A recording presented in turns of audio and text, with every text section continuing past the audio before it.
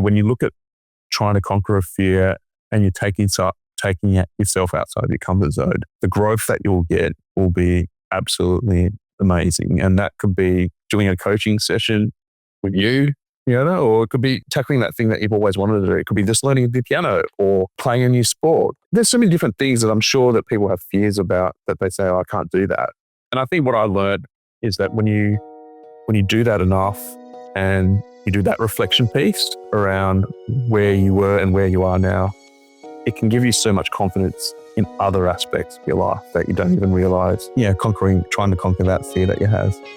Welcome to Limitless, the podcast for cycle breakers, change makers, and conscious leaders who are done performing, proving, and pleasing, and are ready to live, lead, and create from deep alignment. I'm your host, Fiona Walsh.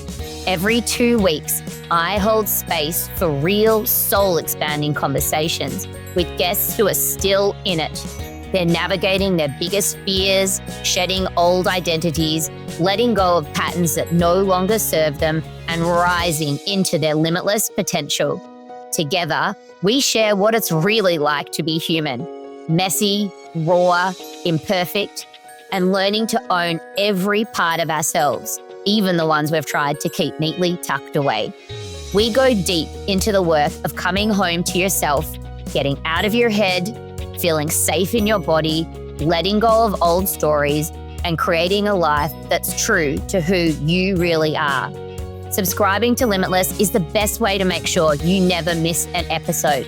So hit pause and tap follow or subscribe on your favorite podcast platform. Because this isn't about doing more. It's actually about remembering who you are. And that's what makes you limitless. Welcome to Limitless. Today, I'm joined by Tim Loh. He's a dad, senior executive, lawyer, LinkedIn top voice, and the former national spokesperson for the Australian Tax Office. Tim currently serves as an assistant commissioner at the ATO, where he's led multidisciplinary teams across tax, law, data, strategy, risk, and media. He's done it all. But you might know him if you're an Australian listening from the time that he was on TV, where he brought clarity, approachability, and some humour to national conversations about tax during the height of the COVID pandemic. From the Today Show to ABC News Breakfast, Tim had a way of making complex policies simple and human. And he's pretty famous for explaining why you couldn't claim your Tim Tams as a tax deduction. He's grounded, he's insightful, he's an incredible leader with a sharp mind and a warm, real presence. And while many of people know him of this public version, his story that we're going to hear more about today there's a deeper one, it's more personal, and it's really a story where we're going to delve into all things identity, self-belief, and what can happen when you say yes to something that terrifies you. Now, Tim and I met almost 3 years ago when we were doing our coaching training together with the Neuro Leadership Institute. We clicked instantly. And one of the best parts is that he calls Melbourne his hometown now, which means when I go back to visit my family and friends, I get to see him too. So Tim, welcome to Limitless. I'm so stoked that you're here. Hey Fiona, thanks so much for having me. It's a privilege to be on your podcast and really looking forward to the conversation today. Yeah, it's going to be great. So I asked him to come on season 1 and he didn't quite get here. So I'm so excited that he's here for season 2. So Tim, can you take us back to that moment in time where everything changed for you and you're like, something's got to change, it stops here. What did that moment look like for you? Yeah, look, for me, let me take you back. I was in the Channel 9 studios. The lights were on me. I was about to be the spokesperson for the ATO and the producer puts the mic on and the earpiece on and counts down 3, 2, 1. And I'm about to be on live national television speaking about tax. And in my mind, I had blanked out in terms of what I wanted to say. And the host introduced me and say, hi, welcome Tim from the ATO. And then I somehow managed to eke out a hi Del, hi David in my very nervous and anxious tone. And it kind of reminded me of being back in high school as a school captain, presenting a Golden Dustpan Award to the assembly. And after I did that, my parents gave me some criticism, and at the time I didn't know feedback was a gift then. So I held this belief that I was not really great at public speaking. And so I went back into, if I take you back to this time I was in the studio, yeah, they started asking me questions. And as I said before, I had blanked out earlier in terms of what I was thinking about saying, but I managed to answer the question, one by one, and started, putting together some coherent answers. And, as the segment went on, I started to get more confidence. And at one stage, I even cracked a bit of a joke about David Campbell, who was one of the hosts. And he had a kid's book at the time called Stupid Carrot. So I joked about the fact that, he had this book and he better include those royalties in his income when he does his tax returns. And he really laughed about it. And yeah, as we ended the segment, he joked about, or he didn't joke, he said, look, really like you, really want you on the show again to talk about tax. And the other host, Belinda, said, you could do my taxes for me. And so the segment ended, and I came to realize from then on that I had this fear, intense fear of public speaking. And I didn't know right then, but I knew from that interview onwards that I was starting to kind of break through some of the limits I've put on myself. So it was a really great moment for me that at the time obviously didn't realize it, that I was changing slowly, but I was starting to break some of those limits that I had on myself. Yeah. And when you were, can we go back to when you were a little Tim?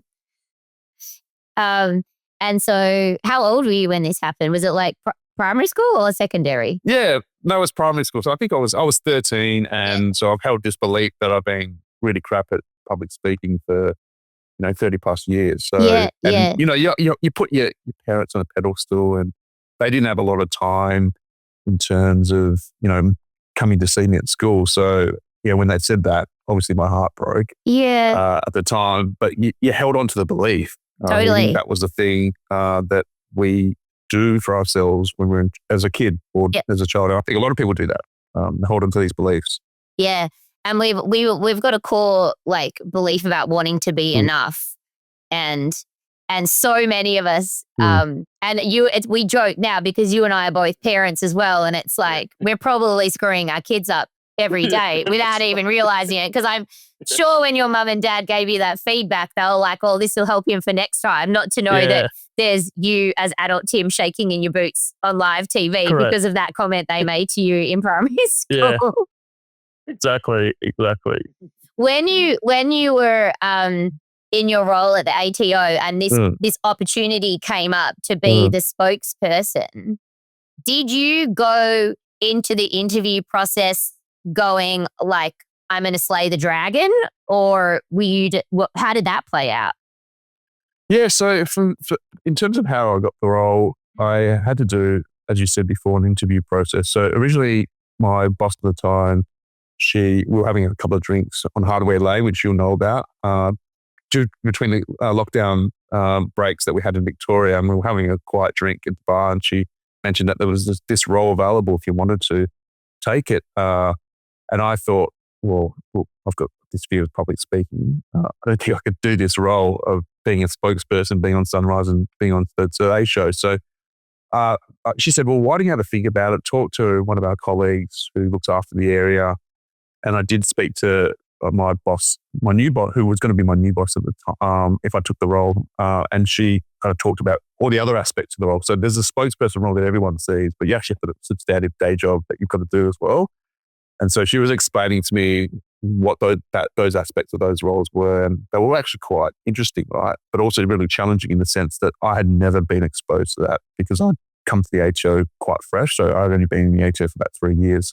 And I didn't really understand how the whole organisation worked. So this role would have allowed me to do that on top of the fact that I'd been a spokesperson. So I assumed that if I said yes, it was kind of a fait accompli, right, that I've got the role. But I told her kind of just before she went on leave at Christmas 2020. And then we didn't start talking again until the end of January. And I think on reflection, they obviously were canvassing other people as well, right, for the role. Eventually she said, yep, look, I think we'll get you across. And then I had to interview. But then she said, oh, hand over your CV. We're going to have a chat with the second commissioner. And I had the interview with him, and I was thinking to myself, what would he ask me? And I was thinking he would ask me to do like a 5-minute elevator pitch. And that's what in fact he had done. We did interview, and yeah, I just didn't prepare for it, which was my fault, but I managed to get myself through that. And then he said, look, this is a really high profile role. You're going to need to interview with the commissioner. And the commissioner at the time was Chris Jordan. And I had a chat with Chris, but it was really late. It was kind of in April, and tax time in Australia starts kind of in May, June. You've got to really start being in front of the media then.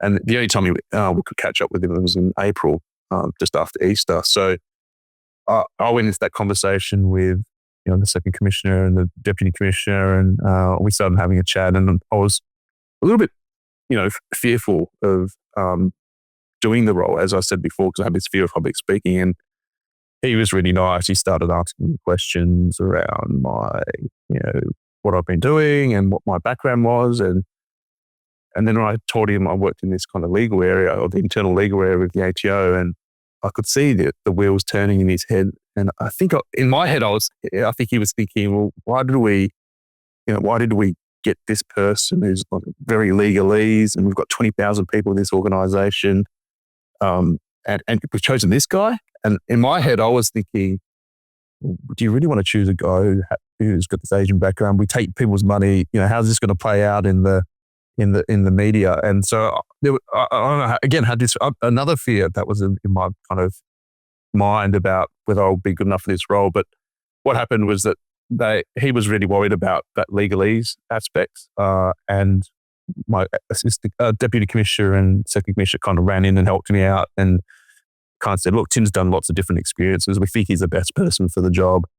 And it was really great to hear that, because in my mind, I had this fear that I wasn't going to be good at this role, but they seemed to think they had the confidence in me, which I think is very important. But I think also at the end of the day, having that self-belief is also, I think, crucial if you're going to succeed in anything. Yeah. Yeah, it's interesting because we're both coaches in our own right, we can always see the potential that our clients have, but it's their own stories and limitations that hold them back the most. Correct. And for you, there was a story around like, I can't do public speaking because I screwed it up when I was in grade 6. And then there's another story I'm hearing around like, I grew up not like I didn't look like all the Aussie kids at school. And so, Correct. I look different. Do they want someone who looks different in Australia? Yeah. So it's very interesting that this was your internal dialogue that was limiting you in many ways, but you've clearly broke through. Yeah, no. So it was interesting. Like you kind of caught on to something. Yeah, the internal dialogue for me was on those two things, right? The racial aspect, but also my ability in terms of public speaking. Whereas what the commission was worried about was the fact my communication style being too legalese. Yeah, not being able to kind of connect with the everyday Australian. So that was what he was worried about. So it's really interesting that didn't come into anyone's thinking. But like you said, we put these limits or have these beliefs that kind of overshadow what our mindset. And I think that I learned a lot from that interaction, that they weren't worried about that. They were worried about this legalese being spat out to the millions of Australians at tax time. Yeah. And I guess the irony in all of it is that it was your ability to be real and connect with people and bring a bit of humor into a pretty dry topic. Like no one, like tax is always like tax. That is what, really changed what you did, which is very, like, it's funny that the thing they were most worried about was where you shone the most in reality. Yeah. Which is just, I don't know. Tell me about like a time when you were, when you went on to another show, maybe not where you blanked out, and you maybe just like did Tim and brought Tim to the table and just like went all in once you maybe were overcoming your fear, and like, what did you learn about yourself along the way? Yeah, I think what I learned, Fiona, was you have to be yourself. Everyone else is taken. I think it's an Oscar Wilde quote that gets talked about a lot. And I learned that I needed to be myself to do the role. So the people who had done the role before, they were fantastic, they were polished, they were professional. And I was thinking to myself, how am I ever going to be like them, you know, in terms of that professionalism and that smoothness? You know, no ummings, no ahhings, none of those filler words that they weren't using.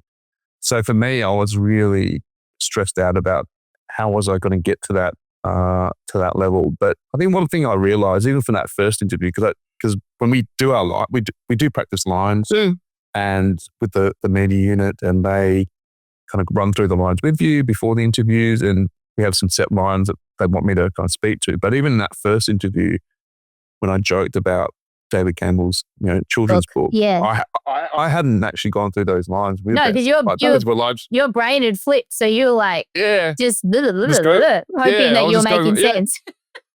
Yeah, so I was just going with what I had, you know, what was in my kind of thought process. But I think that was almost like the thing that allowed me or gave me the confidence to say, hey, I can do my thing in the way I want to do it. I'll still get across the messages that I want. Yeah. And so I did a second interview with ABC News Breakfast, and I caught up with Michael Rowland, Lisa Miller, and Madeline Morris, and Madeline Morris was interviewing me, and I think I was talking about crypto, and then they were asking about funny deductions, and I was just saying to people, because everyone was working from home at the time, that you can't claim your pajamas as a tax deduction, and only B1 and B2 can claim their pajamas as a tax deduction.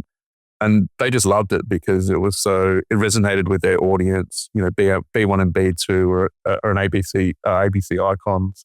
They're two, for the people who may not know them listening in other parts of the world, they're two characters that are bananas in these blue and white striped pajamas. So that's right. Yes, yes, you're right. And you know, but when I did that joke, they were just they just loved it, and their phone lines went off saying, "Oh, who's this guy?" Kind of cracking jokes, but also kind of delivering the messages about tax in a way that was sticky. And if, as you said before, you know, tax is a dry subject. So yeah, they really loved it. And I think those two interviews almost gave me the permission to really be myself and really kind of add my personality to the messages that we wanted to kind of give at tax time. Yeah. So your courage came through. The more authentically you showed up, the more courage you got to be more authentic, which is a really cool pattern. I see that a lot in people when they're going through change. How did you overcome the fear of public speaking? Yeah, when I kind of look back, it's not a overnight thing. So, you know, obviously one day I was a lawyer and the next day I was a spokesperson, and I didn't overcome my fear of being public speaking. The first day I became the spokesperson. It really was a thing that happened over time. You know, it was really interesting because, you know, you get a bit of momentum and do these interviews and, you know, get a little bit more confident, but, you know, you still have the doubts on whether you're getting better. And so one thing I really made sure I did, along with my colleagues at the ATO, was really get feedback from them, others in the organization, and myself. I was also always reviewing the content or my performances, as cringy as that sounds. Yeah. I had to do that, and also made sure that I was practicing when I wasn't doing interviews. So practicing aloud at home, you know, in front of my wife, in front of my son, and doing that and just always trying to improve. And so through that, I thought doing that was really important. Obviously doing the interviews was really important. And I did find there were certain times when, you know, if you're feeling unwell, and I still had to go to the studio and perform. I think those were the times where I felt that kind of fear again. Yeah, creeping back in a little bit. Yeah, because I wasn't 100%, I wasn't feeling well, and there was no backup plan. It was either me going or we weren't going to do the interview. So I think there were times where that I kind of slipped back into those, that fear of public speaking again. But I think what I noticed was when I got the feedback, when I reviewed the content, when I practiced, you know, over time I got better and better. And one thing I think is really important to really understand how far you've come is we always focus on the gap in terms of where we're trying to get to, you know, what goal we're trying to achieve. But we sometimes forget about how much progress we've made. And I think that's the thing that I, you know, really tell people to do now is, you know, reflect on where you've come from. From day one, you could only do this.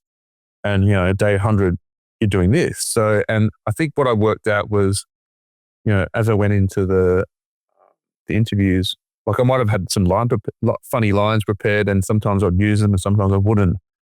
And a lot of it would depend on the day, how I was feeling. But I started to realize, as I got better and better, I could answer the questions, even if they weren't tax questions, because what was happening was people weren't asking me tax questions anymore during interviews. They were just asking me about other things. So I had some interviews where, I was on Sunrise and they were asking about this Bunnings collaboration that we were on. And then they were talking about, because we were supposed to be on there for scans, and then they found out about the Bunnings collaboration, and they asked me, what was it about?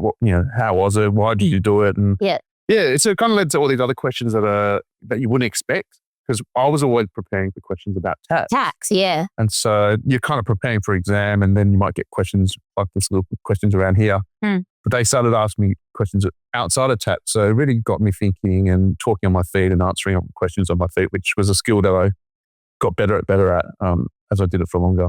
Yeah.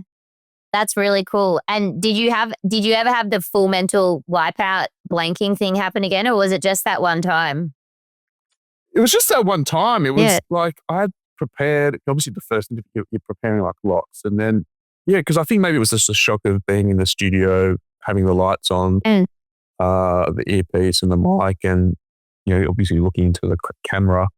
And I think maybe just the moment was, overwhelming. But after that, obviously you go back into those studios, what the routine is, how to set up. Yeah. So it's almost like as you get more comfortable with the routine, I didn't have that situation again. And you get better and better because you're practicing more, you know the content even better. And it's like any skill that you're trying to develop. It's always hard at the start, and it takes time to get better and better. Yeah, it's true. The first step is always the hardest. And exactly. Every time you repeat something, your nervous system gets more comfortable with it. Like you move out of that threat state, as we both studied in neuroscience, to like being more comfortable. So you're not under threat. You're just like, I know how to do this. Like I go from like not knowing to emergent to like, I've got this, to then like mastery, which is when you probably got to the end where you're like, let's talk about Bunnings, which for anyone listening is sort of like a home hardware shop in Australia, but quite a famous one. That's so cool. Do you miss it now that you're not doing it?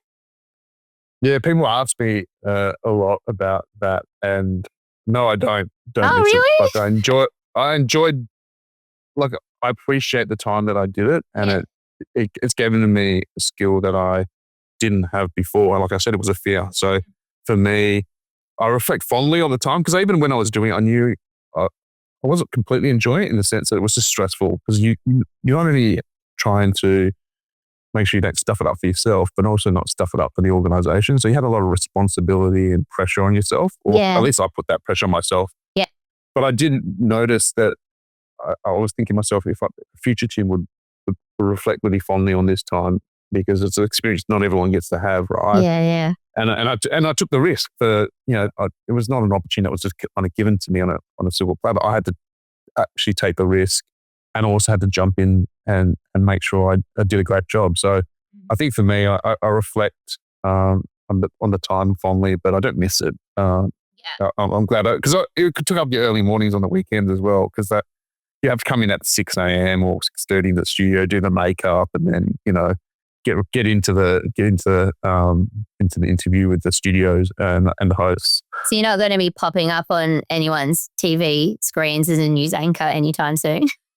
No, I've retired. I'm retired from that. So, but I still want to keep my presenting skills up and going. So doing this is a great opportunity. So thanks for having me on. And trying to do some of my videos on LinkedIn is just a way to keep the skills that I've learned fresh. And I think that's something that I think is really important. Yeah, I agree. You mentioned just before about the pressure that you put on yourself. And I know that for a lot of us who are high achievers, the pressure we put on ourselves can be like the thing that breaks us and brings us down. Is that, do you notice that pattern? Did you do that when you were a kid? Like, have you always put a lot of pressure on yourself? Yeah, I think I do, and still do. And something that you're maybe trying to unlearn, but I think it's something that also helps you get you where you need to get to, right? As high achievers, as you said before, Fiona. Yeah. I think for me, I'm still trying to learn or unlearn how not to kind of make it all encompassing.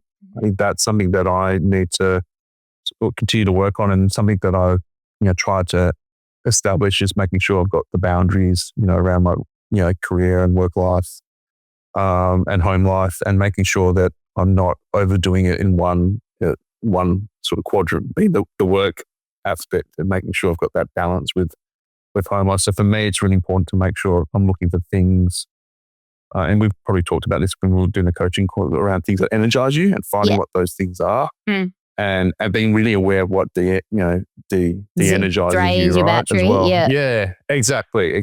So I think that's something you're always constantly learning, and in different phases of your life, things will energize you versus things that will deplete you. Yeah. So it's just something that I'm still constantly learning, and I'm sure you've got things that energize you and things that deplete you, right?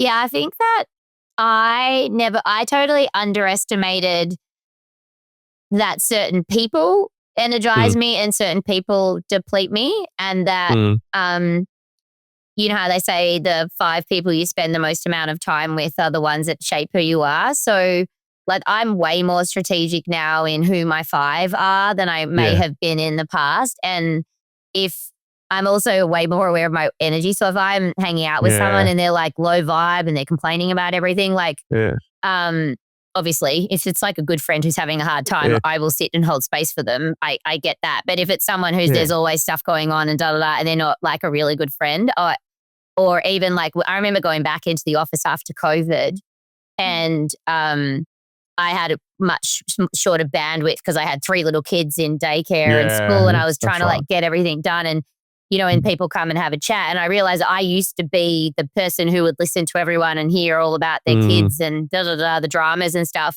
And I remember being there, like, this lady talked to me about her kids' tennis tournament. And in my head, I was like, I just don't have the time to listen to this anymore. So that was draining my battery, because in the back of my mind, I was like, every minute I listen to your story, I'm not getting to what I want to do, which is get home to pick up my kids so I can hang out with them. So being more aware of people who bring you up or bring you down, or how much time you're dedicating to different things. 100%. It's a really important thing to continually revisit and recalibrate. Absolutely. What do you do now when you've had a rough day and you need to switch up your vibration and change your frequency a bit? How do you how do you refill your battery? Yeah, for me, it's spending time with family, right? And we just installed this little basketball ring in the driveway, and so my son's kind of really into basketball, and I was really into basketball, but we never had money to have our own ring at home. So now I've got the opportunity to kind of set one up for him. So we, even in the cold winter of Melbourne, we'll sometimes have dinner, and then we'll go out and shoot some hoops. I know it's dark, but then I set up some outdoor lights so it will light up. So it's still dark and we can still manage to shoot some hoops, but he's really enjoying it, and it's a way for me to connect with him. And that I found it really energized me. And I think the other thing that I have come to over the last kind of 5 to 7 years is podcasts. Like, I think that's a thing that drops off when I get busy. If I'm working from home a lot, I don't get an opportunity to kind of listen on my way to work. I find listening to podcasts and learning is really important, because one of the values for me is having the courage to grow. And so finding ways to learn, that's probably why I was on that coaching course, right? Like, I wouldn't have been on that coaching course if I didn't really understand what was important to me. And I realized, 5 or 6 years ago that, learning new things was, a really important vehicle for me to energize me in my life. Yeah. What are your other values? Yeah, and there's probably 2 more values that I have. One is creating a sense of belonging for the people I'm around with. So especially at work, culture is really big for me. Creating a AAA culture I talk about a lot is something that is dear to my heart. And if I'm a leader, that's creating a sense of belonging is number 1 in that respect. And probably the other or third value is around serving the next generation to create a level playing field. That's something that's super important to me, and that's why I'm on this podcast, right? Because I want to make sure that people can learn from the experiences that I've had, the mistakes that I have, and then hopefully use any of my thoughts in their own careers and lives, so they can help themselves, reach the goals that they want to achieve. Yeah. Yeah. That's beautiful. Um, it was interesting because when we were talking about getting you on here, you were like unsure about whether or not, and you're not alone. Like so many people are like, oh, what am I going to talk about? Are people going to listen? Yeah. So I was like, he's got a little bit of imposter syndrome creeping in here a little bit, which you sort of laughed off, but you're like, tell me a little bit about the self-doubt that creeps in and this imposter, because you're obviously very successful, very high achieving, but you're very human because you were like, I don't know. Yeah, look, I think everyone gets imposter syndrome to a certain extent. I'm sure you get it as well, right? When you first started, hosting your podcast. Yeah, even coming on today, and even when we're talking about going on it, there's definitely pangs of imposter syndrome that are impacting me. And part of it is, you think, am I worthy enough to be having a conversation with you? And, who's going to get anything out of the conversation we're having? Yeah. So it's just something that you have to get over with. And I think one thing that I've found that's been really helpful is really talking about it. So I think imposter syndrome thrives in the shadows, and if you can kind of shine a light on it through having conversations with people, I think it helps. But I don't think it goes away. And I don't know if I feel negatively or positively about it. Obviously, I think there's negative elements to it, but at the same time, I think it also, the reason for having that is almost, I think the reason is because you care and you want to add value to someone. And if you didn't care and you didn't think about value that you're adding to people, you probably wouldn't have it. I don't think so. I think those two elements are really important, and probably why a lot of people have imposter syndrome. Yeah. Yeah, I saw a good explanation of it once, which talked about the balance between confidence and competence. So people who have the competence like you, but lack a little bit of confidence, that shows up as imposter syndrome. And in the corporate world, it's interesting because you also say the flip side of that. So the people, the leaders who are like the ultra good salespeople, but they can't actually deliver on what they promise. They have too much confidence, but lower competence. So they're like the antithesis of imposter syndrome. I know who I would prefer to work with. Sorry. So what about does the research say anything about when you have both? If you have both, is that when you have the charisma? I don't know. Yeah, I think that the both is probably what you're shooting for, because you have the confidence and you back it up with the capability and the competence. Yeah. So that's maybe what we're all shooting for in life. So yeah, exactly. What's a leadership lesson that you've learned? Because I know you're like love leadership and you're an incredible leader, but what's a leadership lesson that you've learned from your son, like as a dad? Ooh, that's really tough. Look, I think I've learned a lot, as a father, and you as a mum, you would know this as well. Yeah. I think what I've learned from him is really just being a good listener. And I think we have so many distractions in our lives, whether it's our phone, whether it's work, whether it's whatever you're doing, and so many kind of priorities that as a child, all they want is your attention, and they want you to listen to them. And I think what I've learned from him is that power of listening is so important as a leader. I've just started with a new team about 3 or 4 months ago, and I'm looking after 300 people. And the one thing that I've been doing since I've joined is really listen to people and giving them an opportunity to connect directly with them, connect directly with me, whether they're the most junior person or whether they're a director of my area. And I found having that opportunity for people to share something with me and for me to listen 100% and be present for them, I think makes such a difference to culture. And I think that's the thing that I've learned from my son, which is just listen and be present for them. Yeah, that's so cute. I agree with you. It's also hard to just listen and not jump into giving advice and things like that. That's right. At home and at work. So my kids are like good at saying, "Mom, get off your phone. Why do you look at that thing all the time?" And I'm like, I also we try not to be on our phones we don't have them at the dinner table and a few things like that, but we do have them around. And because my business is somewhat digital now as well, I'm on my phone for that more than I would have been in corporate. And but it really cuts deep when they're like, why do you look at that? Because it's like, no, you like, well, and also like, I don't know, sometimes you're out in public and if you don't have your phone for some reason, or it's like, I remember recently it was in a bag that I didn't have, so I'd been separated from my phone. You realize everyone's walking around like zombies. Like, That's right.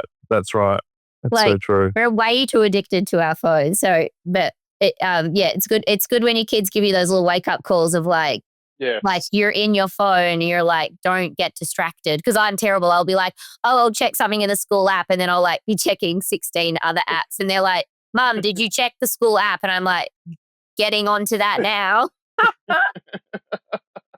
It's so true. Yeah, it's exactly right. Yeah, it's so problematic. The phone. But you're absolutely right. Your kids are good barometers and good at keeping checks on you. That's for sure.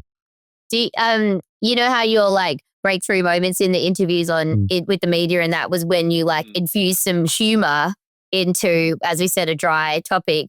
Is that part of who you are at work as well? Like, do you like to bring a bit of humor and lightness to your team and the culture that you're creating?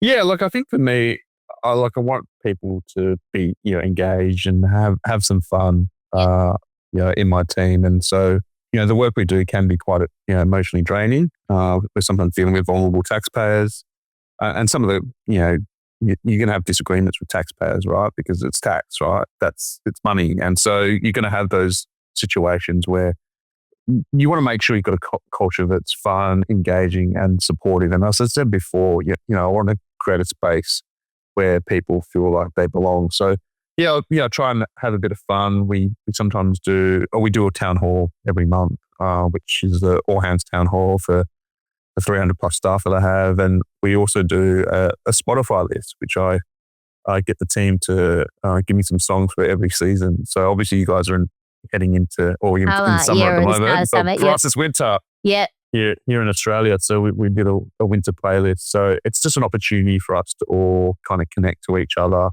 whilst we're kind of working at home and also working in the office through hybrid working environment. So I like to kind of have a bit of fun with the team. And I think, they really appreciate having that lightness, but they also know that I'm, really focused on, delivering on the things that we need to deliver. So it's a bit of a mix. You need that. You're always toggling right between that. But as a baseline for me, it's, you want people to have a voice. You want people to feel like they belong. I think that's so important. Yeah, that's awesome. When you mentioned earlier about when you're in primary school, elementary school, and you messed up the public speaking opportunity, and there was a story around like not enoughness, and we were talking about this, how like we both picked up on this not enoughness as a kids, and I know this is resonant for lots of people. And then we were actually talking about how we both grew up with siblings, and how the comparison between siblings in families, which I'm seeing it play out real time at the moment with my kids, how that also shapes your view of the world. So I know you had a younger brother. Yeah. Tell me a little bit about like your relationship, and what have you learned as time's gone by based on what you were together like as kids, what have you learned about your differences and your similarities in your relationship? Yeah, no, I think I get along really well with my brother. He's fantastic guy, fantastic father. But when we were younger, I remember he was a few years younger than me, but he was super smart, right? And I remember in primary school, I think I was in high school by then, because in primary school, at least in WA, went to year 7, and so he was the dux of the school. And so I think after that point in time, I think I was written off by my parents. And all the emphasis was put on my brother. And so I think I remember in year 10, I must have got straight A's or something, except for phys ed, which I was still miffed about because I thought I did a really good job in year 10 in sports. And it just wasn't enough. Like, there was just no comments around the straight A's, and went to year 11, year 12. It was just, that's great. Yeah, get on with it, Tim. And it was kind of one of those things where, you reflect now and you kind of think, how much has that impacted me going forward, like in my career. And I don't know, I haven't done enough investigation, but what I have reflected on a little bit about, the career choices I've made. And it's been really interesting because I think I've tried to reconcile that aspect of my childhood. And it's not an issue now for me now. It's not like I don't think my parents, I don't think my parents aren't proud of me. I think they are, because when I was on TV, they were kind of always recording it recording it on their phones to send across to me. So I don't think that's the case. But yeah, I think for some part of my journey or career journey in my life, I do think, there was some element of not being enough. And to your point before, sometimes that sibling, rivalry that you might have. But I think for me, I've reconciled that. And look, it's not, I don't think it's an issue now, but I think for sure, there were many years where you were thinking, what do I need to do to be, to get some recognition? And I think as you grow up, you kind of realize that external validation is, you need to validate yourself before you seek that external validation. But as you grow up, that's all you get, right? And as a kid, it's all about external validation from your parents or your teachers. Yeah. So I think there's all those things that, you start to realize as you get older. And, I'm still constantly learning about myself. And I'm sure you see that a lot in coachees that you have. Yeah, totally. And like my friend Ben, who was on season 1, he made me laugh because he was talking about, like, in sports, like in the football or something, like or over here the soccer, they after a game, the coaching team and the team will rewatch the tapes to see what happened and dissect the plays and can we improve the strategy and stuff like that. And he was using that analogy a lot on his childhood because he was like, I'm sure if we went back and watched the tapes, my memory of what happened in my childhood, maybe when you got your report card, that, you know what I mean? Maybe mum and dad did notice, but they didn't say it in a way that connected with you. And like, so we were just unpacking some of that stuff. But it's interesting because I guess the takeaway is for us as parents as well, and for people who are leading people in corporate, if people don't and if they're not seen and validated in the way that is important to them and connects with them, you can say all the words in the world, but it won't actually land. That's right. And I think that's really important, that the idiosyncrasies of different people, right? And making sure that, how you communicate and what you're saying kind of appeals to them, right? And it's what they hear, not what you say, that matters. Yeah. And I wonder as well, like, because after you finished high school, did you go and study law? Yeah, I studied law and commerce. But I was also working full-time at Hungry Jack. So flipping as a burgers. manager there. Yeah, so I was it's like Burger King. Burger King over here. Do they have Burger King in Canada? Yeah, and in America. Yep. Yeah, so I did that for many years full-time. And at one stage, I think I was going to quit my law degree and commerce degree to just do that full-time because I just enjoyed leading and managing people. And I got a kick out of it. But I also made a lot of mistakes. And I think that's where I made a lot of my leadership mistakes during that time when I think I was only about 19 at the time. So that was the time where I made so many management and leadership mistakes. And that's why I feel like I'm a better leader now because I've made all those mistakes, early on. And I kind of understand, the importance of what you just said before, that everyone's different and you can't expect everyone to be the same as you. And it's really important that when you start to recognize that, then you can start to effectively stand in their shoes and understand what they're about. And I think when you do that, that's when you become a better person and become a better leader. And I think they're really important attributes that you need to sometimes make mistakes to learn from that and to become better. Yeah, it's interesting. I know a few people who are like McDonald's or the Hungry Jack's Burger King managers while they were at uni and stuff. And I remember they put people through some pretty decent training and stuff at a young age. So it's interesting. And I mean, that was like, I know you went and studied law and you have worked as a lawyer, but it's certainly your path has been way more on the people side, it feels like, and to leadership now. And the future for you, I guess, is with people and leadership and not going to go back to flip burgers or anything like that. No, but I think you can kind of onto something, which is when I did that role, then I obviously finished my degree and went into professional services environment, but you're just a junior there. So you don't need to manage people. You never lead, you don't actually have to lead people. It's only kind of in the mind, let's say the last 10 years where you're actually leading teams and they're becoming larger and larger teams. But I think that initial experience helped me so much. So even though I wasn't using those skills and they were dormant for, say 10 years while you're kind of moving up the ladder in a professional services environment, you still don't lose those skills that you've learned. They're just a little bit rusty. So you just have to kind of find ways to kind of make them less rusty, right? And that's the only way you can do that is by applying it and leading and managing teams. And I think that's what learning from those mistakes early on to now, you can become a better leader and better person. But I think it really depends on the experiences and actually experiencing those difficult conversations that you have to have with people. Yeah. And that's interesting. So you're like, as you said, you made all your mistakes or you made some of you. So what's your relationship with like risk and failure like? Because you're a lawyer, red flag.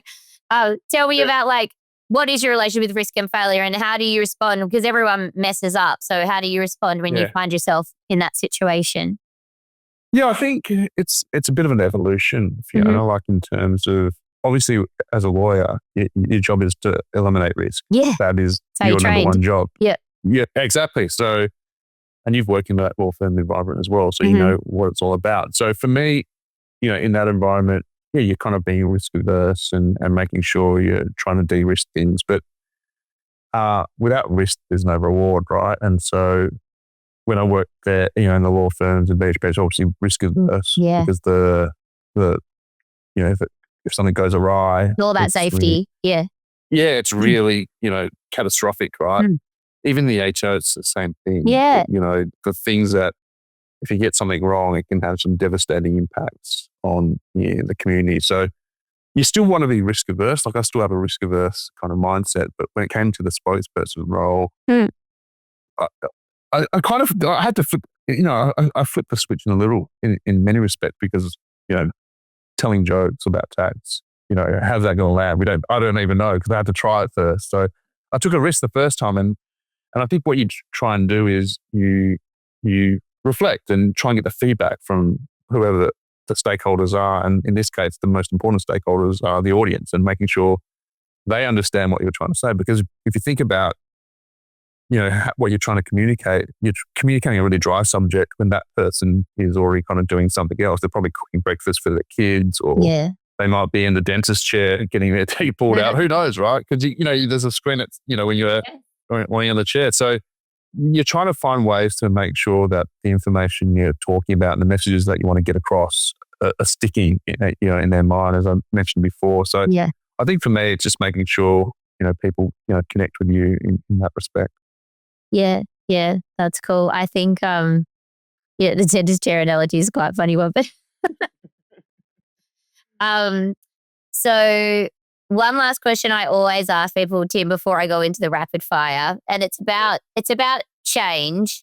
So transformation always happens in these small, like intentional steps. It's really like this big leap. It's the micro movements that we talked about, and quite often the first one is the hardest. So just back yourself on the first one. Yeah. Based on your journey, what's one small step or action that listeners could take today or this week to unlock their limitless potential?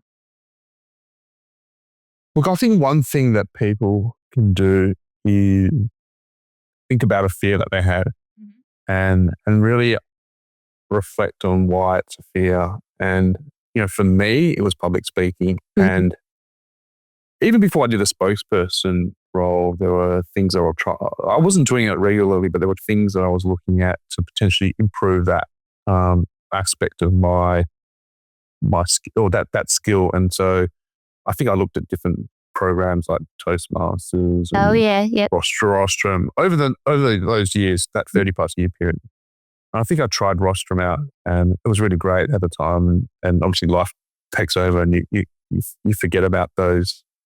You don't put a lot of emphasis on that. But I think it's really important to look at your fear. And I always think that fear is the price of courage. It's really, looking at what that is and taking yourself outside of your comfort zone and, finding a way to be consistently trying to take yourself outside the comfort zone, I think is really important. And for me, I was lucky enough that I had a job that involved conquering my fear on a day-to-day basis. I had to do it, right? I couldn't get out of it. There were times I wanted to get out of it. There's so many times that I wanted to get out of it, but I couldn't. I had to do it. And I think, when you look at trying to conquer a fear and you're taking yourself outside of your comfort zone, the growth that you'll get will be absolutely amazing. And that could be, doing a coaching session with you, or it could be, tackling that thing that you've always wanted to do. It could be just learning the piano or playing a new sport. There's so many different things that I'm sure that people have fears about that they say, oh, I can't do that. Well, even just having a difficult conversation with somebody. Yeah. Yeah. 100%. And I think what I learned is that when you do that enough and you do that reflection piece around where you were and where you are now, it can give you so much confidence in other aspects of your life that you don't even realize from trying to conquer that fear that you have. Yeah. Yeah, I love that. And I think that's been a really common theme that I've heard in a lot of the people I've spoken to on Limitless is that once you start to lean into this discomfort regularly, it starts to become a part of who you are. Correct. And the discomfort is always there. It just doesn't feel as scary or overwhelming in your body most of the time. But there'll still be times where you're like, here we are again. Yeah. That's true. But I think what happens is that you have a higher baseline. Totally. So you don't go far as down. Yeah. Exactly. Yeah, totally. Okay, let's do some rapid fire. What's one thing you're deeply grateful for right now? The health of my family. Oh, beautiful. What's part of yourself that you used to hide or hold back that you now lead with? My vulnerability, particularly with public speaking. Okay, cool. And what's one piece of advice you would give your younger self, little Tim, and why? Oh, that was a tricky one. I think I'd say to myself,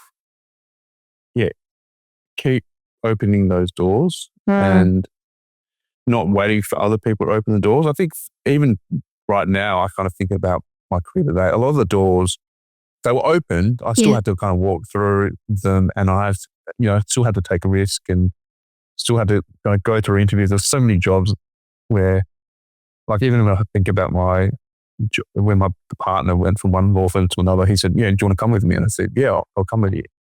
And then the new firm said, oh, I have to interview you. And even when I did my secondment with PHP, I thought it was just like a fait accompli. And they said, oh, no, we want to interview you as well before I got this secondment opportunity. And then even at the ATO to be the spokesperson, I've already got a job with you guys. You still want to interview me. So I think, there's been opportunities where I've had these opportunities to sort of grasp. But I think, I would tell my younger self, if there's something that you want to chase, if you don't ask, you don't get.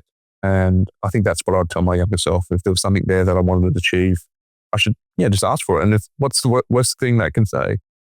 It's no, right? And yes, there might be a bit of an ego hit, but that's something, I think people struggle with. And I still struggle with it. Everyone struggles with having their ego hit by a rejection of some sort. So I think that's just, it's just something that you've got to get more accustomed to. Well, especially if we've got especially when we have an underlying story of I'm not enough. Then when you get rejected, it's like, see, I'm not enough. So it's confirming your worst nightmare. Okay. When you hear the word limitless, what are 3 words or feelings that are evoked for you? Confidence, vision, and power. Awesome. And finally, Tim, when you're feeling a little low and you need to raise your mood or vibration, what song do you like to crank?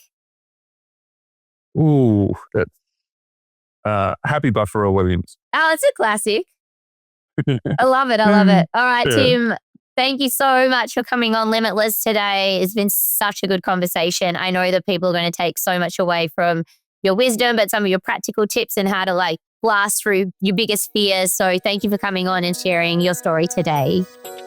Thanks so much for having me, Fiona. It's been a pleasure. Thank you for tuning in to Limitless. If you enjoyed today's episode and love hearing the stories of courageous cycle breakers, I'd be grateful if you could leave a review on Apple Podcasts or Spotify. Your feedback not only helps others discover the show, but it also amplifies our mission to unlock emotional freedom and true potential. Every review makes a difference in helping more people embrace their limitless life.